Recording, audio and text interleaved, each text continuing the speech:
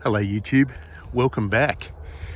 I'm somewhere I've never been before, and that is the Department of Primary Industries at Alstonville. And they have quite a large compound here, including a test macadamia orchard, which you're looking at now. And don't know what varieties they are, but this is where they test a number of theories, new chemicals, pesticides, fertilizers on control sample trees. And absolutely fascinating what they're doing here, and the New South Wales government does, to their credit, put a reasonable amount of effort into it. Why am I here? Well, I'm attending what's called a MacGroup, and full credit to the Australian Macadamia Society. They do put on these seminars, and they put them on in all macadamia growing districts, or the main ones anyway. Northern Rivers, North Coast, Glasshouse Mountains, Bundaberg, and I think even North Queensland gets a roving show. Looks like there's a free lunch, and who doesn't love one of those? And some talks today from some fairly leading figures, including Jeremy Bright, who's the New South Wales Department of Primary Industries lead authority on things like chemicals and a lot of macadamia agriculture, and Dr. Femi Akinsami, who is an expert on fungal diseases in macadamia trees. So, time for me to do some learning and a bit of eating. So, I don't know how much of it I can film. I'm completely ad-libbing this, as I do all my videos, but looking forward to getting something from the show, and I'll share as much of it as I can with you. Right, time to dive in.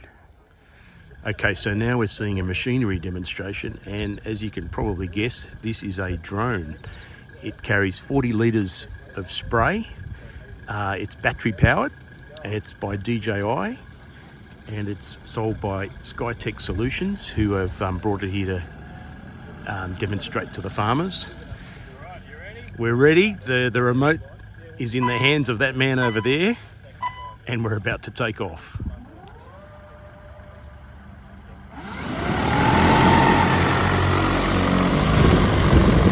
Wow, dead above my head. Hope it doesn't spray me. It's heading off now to that row of trees, and then you can see it off in the distance. It's having a hover. You can see the tree blowing underneath it. Sort of an idea of how much downdraft there is from that propeller. And it's about to start spraying the row of trees. Now, you can see the tree moving more than you could see the actual spray. But this is a demonstration of it. Just a little row of trees here at the agricultural station. And it can go up and down with 40 litres of spray. Fantastic technology. And again, yeah, for those more difficult farms where spraying might be impossible in certain weather conditions, particularly in the rainier season, that's got to be an option for some efficient spraying, which, you know, obviously you can get going pretty quickly and stop pretty quickly if you need to. So, let's go talk to someone about it. So, it's a battery pack. That's one battery. It's about 12 kilos each battery. DJI, so it's a DJI drone, so it's like the recreational ones. Yeah, same brand. Yep. Same brand of drone. Obviously, just that part of their agricultural range. But yeah, right. So these batteries that came back at about 74% then. So okay. Dumped 40 litres in. So that answers that question. That's for a 40 litre tank. Yeah. So if you want to come in and have a look. Yep. We've got a gauge, like a visual inspection gauge as well. Yep. But there's sensors in there that also tell us the literage, and they got weight sensors as well for the weight. Right. So as you fly, it's giving you feedback about how much it's got left. It's giving us flow rate. It's giving us battery, obviously. Battery. Yep. It's giving us the area it's covered. Yeah. It gives us an estimated amount of whether it's spray or whether it's seed that's needed to cover the rest. So it can do seed too? Yes. Okay. So this spray attachment will come out. Yep. We put the seeding, the spreader unit in there. Same thing, you fill the seed up from the top, and there's a spinner disc on the bottom of the hopper that that disperses the seed that way. And I mean, just thinking, obviously, is the propeller system helping spread the spray? So that's a big part Yeah. of where as far as the application for macadamias, yes, it's that downforce is agitating the canopy and also giving the ability for those droplets to reach the lower levels of the canopy as well. So you think, well, sorry, you're saying that the spray from the top can actually reach the lower branches? Yeah, so the other models of drones that we've had in the past, the T30, not so much, almost next to nothing at the bottom layer of the canopy, but trials that we did yesterday, not super dense canopy in there, but we're getting a pretty even coverage from about 2/3 of the way up to about 1/3 of the way down. Pretty even coverage. We've got the water samples over there from yesterday, just here. That So what I saw was out of date then, which was that drone sprayers were good to reach the top branches, but they weren't a full solution. I think you're about to get a full tank. So that's where the T50 certainly comes into play, because that massive amount of weight and downforce. Extra downforce from the propellers. Yeah, it's huge.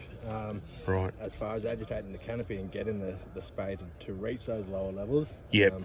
What may not have been achievable in the past is far more achievable now. Okay. Do you think they're getting bigger over time? Yeah, there is another. Yeah, so the T30, for example, is a 30 kilo payload capacity. T50, 50 kilos. The T60 will be available really soon. We'll get our hands on that.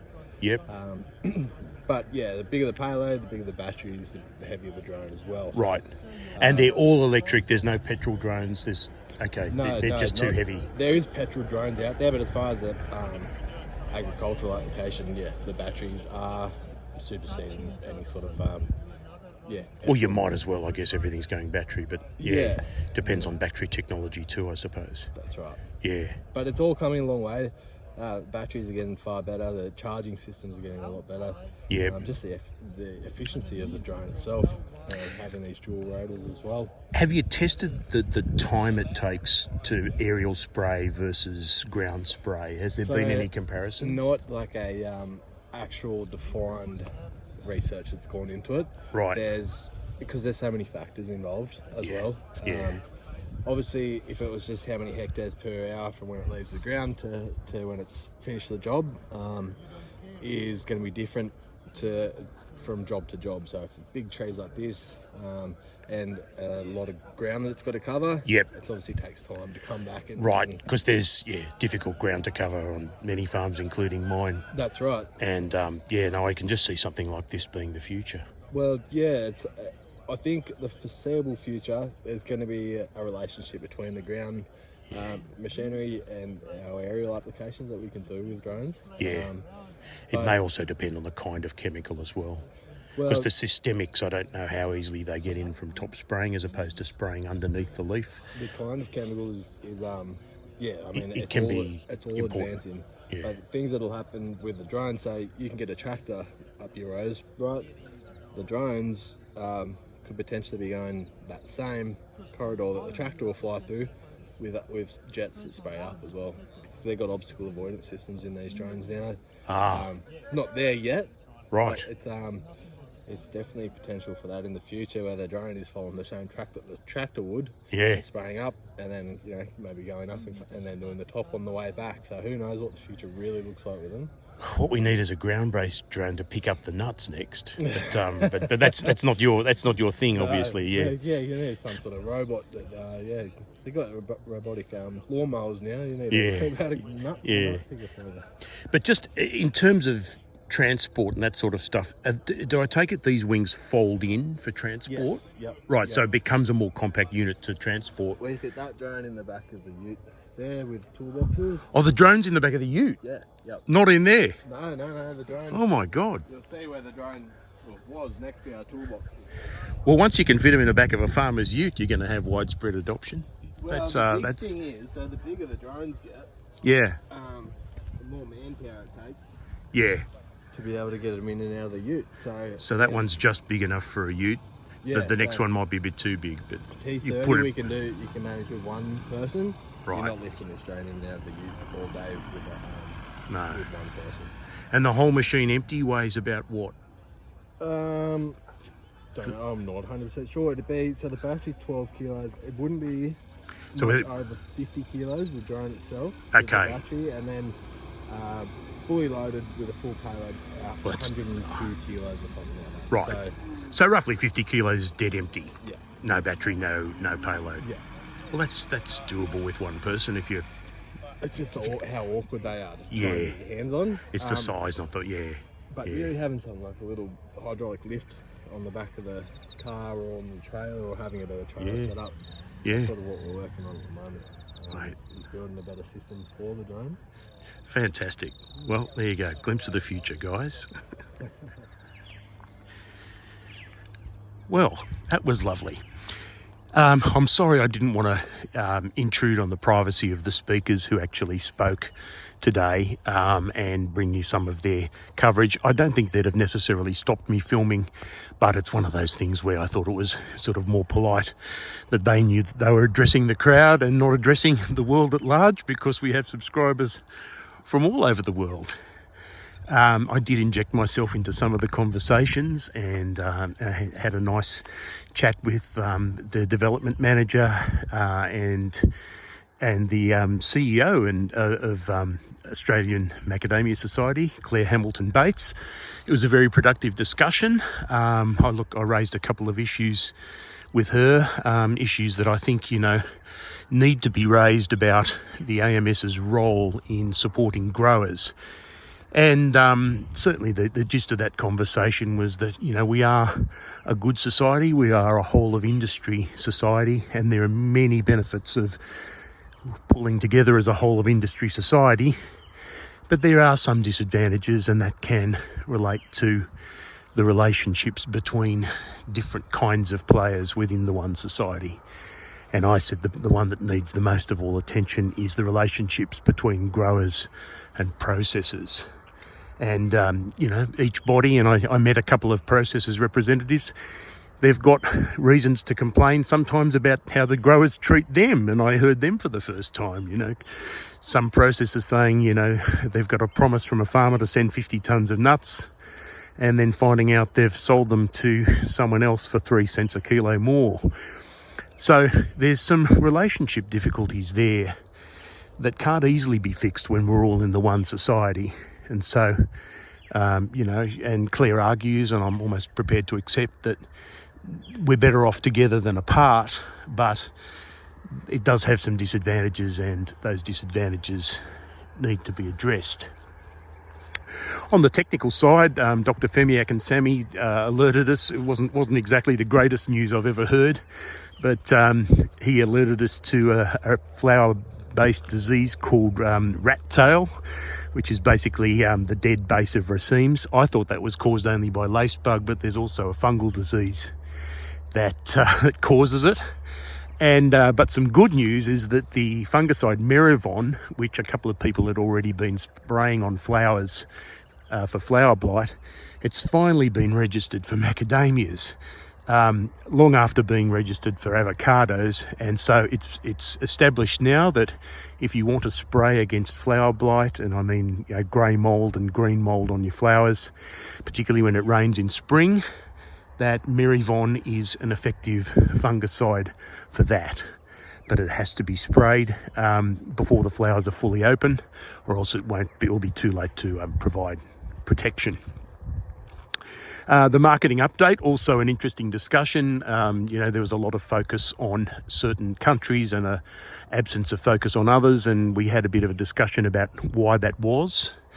I raised the fact that, there's some Mediterranean climates that can't grow macadamias, like France and Italy, that don't even know about macadamias still, even though the Germans do. And, I sort of asked why that was, and they didn't really get an answer. Apart from that, we have the best bang for the marketing buck in Asia at the moment. And when it came to India, I raised the point that, a lot of the inquiries I'm getting from India and a lot of the views I'm getting from India are all about growing macadamias, not buying them. And so I didn't want to sort of, encourage the creation of a monster where we drive consumer demand for macadamias, which they then replace or more than replace themselves, and have obviously no benefit to the Australian industry who's trying to sell them macadamias. Look, they responded and said, look, not much of India's very good for growing macadamias, so it's not really a risk. And another person in the crowd pointed out, well, look, about 90% of Australia isn't good for growing macadamias either, but we still managed to. So, look, and they took the point. They took the point saying, look, we've got to balance our marketing needs. Obviously, if my Indian subscribers want to grow macadamias, look, go for it as far as I'm concerned. It probably only works in the very southern parts of India, which have a dry spring and a wet summer. The rest of India has a lot of water problems, as in the absence of water, which means growing macadamias would be extremely difficult without irrigation. But all those topics got raised. It was a great forum to be part of. I think the morning session was probably the pick of them to go to, because we had some greats in there like Nick Savage and a couple of other farmers. But it was a really good show overall. And if you are a member of the Australian Macadamia Society, absolutely take advantage of this. Your membership pays for it. The MacGroups are completely free. And it's good to participate and mingle with your fellow farmers in a bit more of an intimate setting than you'd otherwise get at the industry conferences like AusMac. Right, well, this is a beautiful place, but it's time for me to leave it, and I will be back to you soon with another video. Hope you enjoyed the drone footage, and talk to you again shortly. Bye.